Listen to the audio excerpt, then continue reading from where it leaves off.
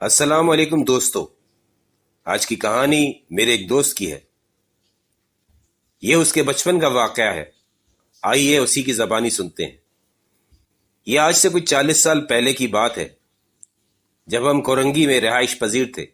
ہمارے پڑوس میں منو چاچا رہتے تھے۔ نام تو ان کا کچھ اور تھا، لیکن سب ان کو منو چاچا ہی کہتے۔ وہ اکیلے رہا کرتے تھے۔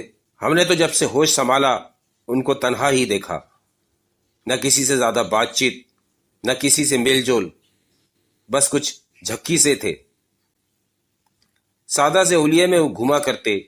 روڈ کے دوسری طرف ان کی 2 دکانیں تھیں۔ ان کا کرایہ ہی ان کا ذریعہ آمدن تھا۔ ہم بچے جب گلی میں کرکٹ کھیلا کرتے تھے تو وہ اکثر ہم پر غصہ کرتے۔ اگر ہماری گیند ان کے گھر چلی جاتی تو وہ کبھی بھی واپس نہ کرتے۔ کسی بڑے کو لے کر جاتے تو مل جاتی، ویسے بھی جو گیند پھینکتا تو وہ اس گھر سے خود ہی لاتا یا پھر وہ خرید کر لاتا۔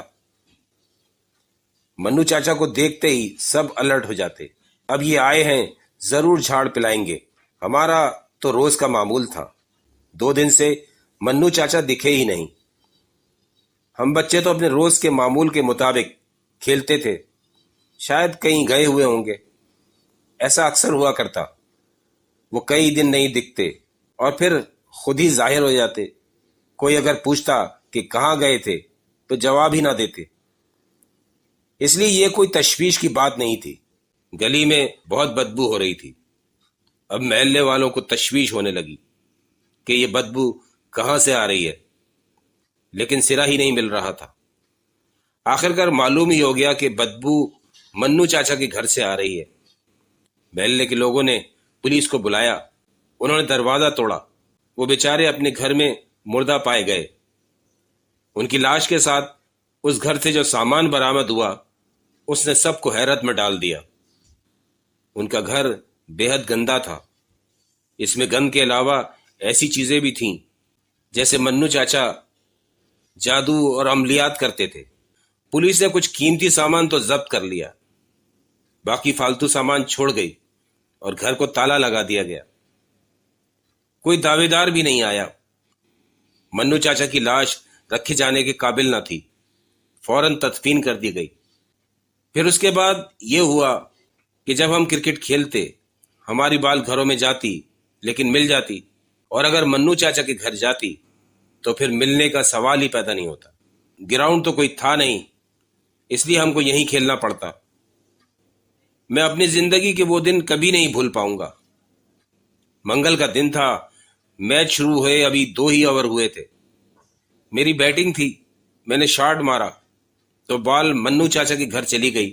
چونکہ غلطی میری ہی تھی اس لیے وہ بال مجھے خرید کر لانی پڑی۔ گیم پھر شروع ہو گیا۔ اب میں محتاط ہو کر کھیل رہا تھا۔ آخری اوور چل رہا تھا۔ پتہ نہیں کیسے جذباتی ہو کر شاٹ لگا بیٹھا اور بال پھر منو چاچا کے گھر چلی گئی۔ سارے بچے ناراض ہو کر میرے ارد گرد جمع ہو گئے۔ سب کا یہی کہنا تھا، تم نے بال پھینکی ہے، تم ہی لاؤ گے۔ مجھے غصہ آ گیا۔ اس بات پہ لڑائی ہو گئی اور کھیل ختم ہو گیا۔ سب اپنے اپنے گھر چلے گئے، میں اور عبدل رہ گئے۔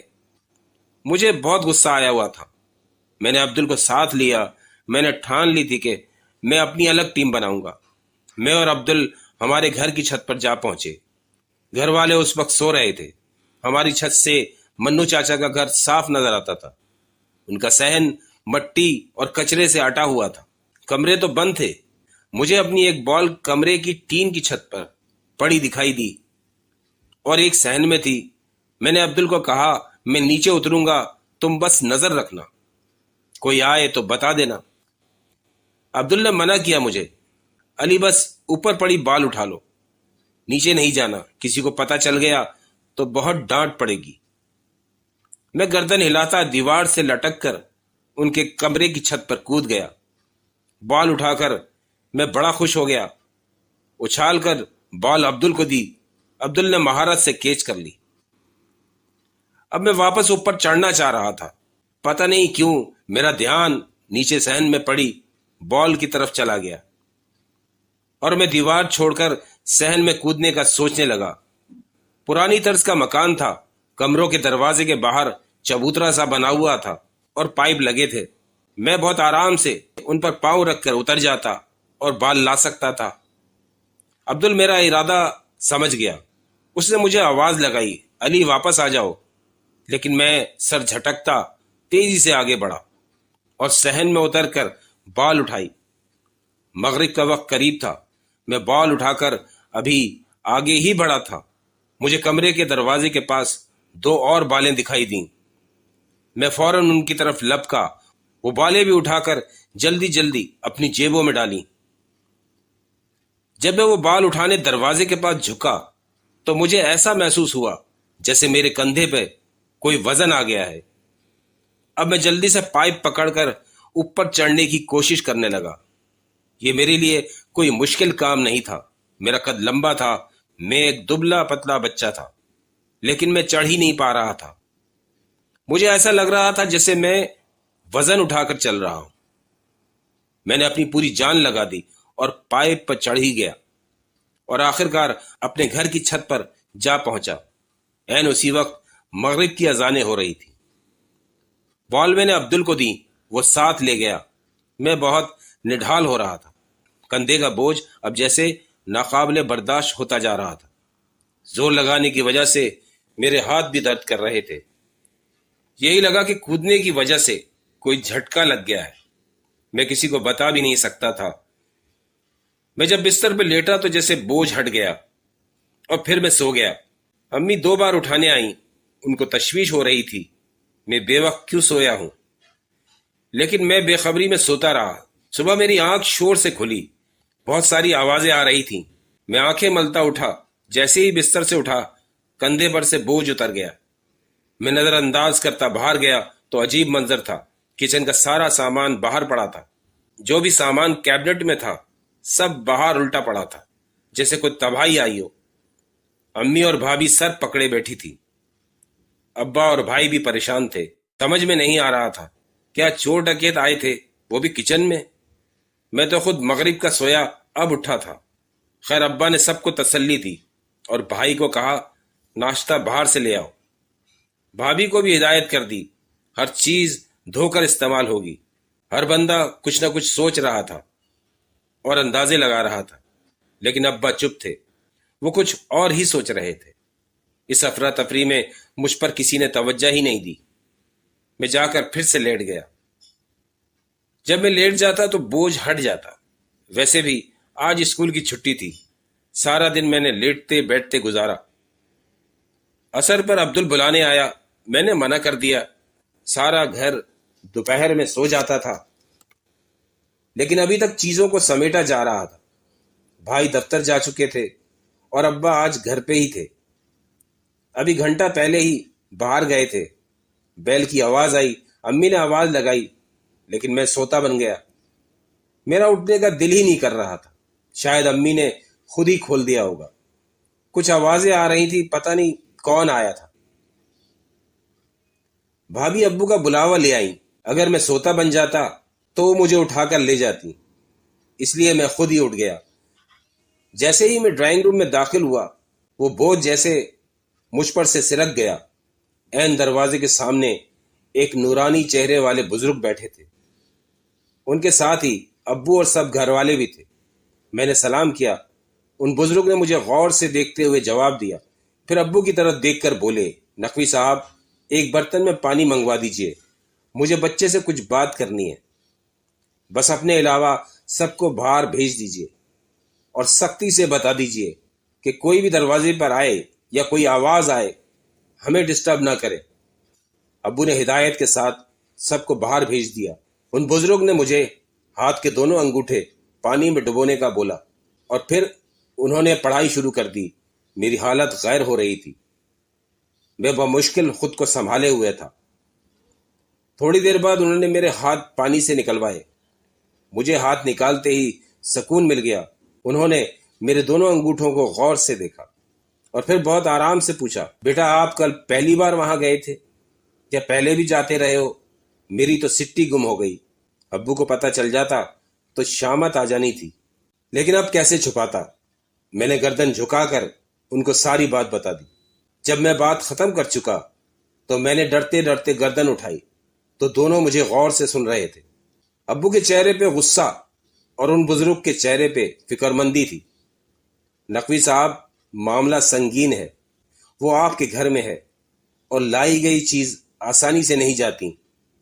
معاملہ بچے کا ہے، اگر صرف گھر کا ہوتا تو میں گھر خالی کرا کر علاج کرتا، بس یہ بچہ برداشت کر جائے۔ اب باقی تمام لوگوں کو گھر سے بھیجنا ہوگا۔ میں آپ اور یہ بچہ اگلے 3 دن ہم اسی گھر میں رہیں گے۔ میں، آپ اور یہ بچہ اگلے 3 دن ہم اسی گھر میں رہیں گے۔ میں، آپ اور یہ بچہ اگلے 3 دن اس گھر میں رہیں گے۔ میں، آپ اور بچہ اگلے 3 دن ہم اس گھر میں رہیں گے۔ نہ کوئی آئے گا نہ کوئی جائے گا۔ اللہ نے چاہا تو 1 دن میں ہی ہمارا مسئلہ حل ہو سکتا ہے۔ مجھے تو کچھ سمجھ نہیں آ رہا تھا کیا بات چل رہی ہے۔ ابو بہت پریشان ہو گئے تھے۔ کوئی بہت بڑا مسئلہ تو نہیں ہے نا؟ مسئلہ تو ہو چکا ہے نقوی صاحب۔ ان بزرگ نے مجھے ہاتھ پکڑ کر کھڑا کیا۔ ابو سے کہا میری قمیض اتاریں۔ ابو نے جو میری قمیض اتاری تو وہ اور بھی پریشان ہو گئے۔ میرے دونوں کندھے غیر معمولی طور پر جھکے ہوئے تھے اور نیلے بھی ہو رہے تھے، جیسے خون جم گیا ہو۔ دیکھا آپ نے؟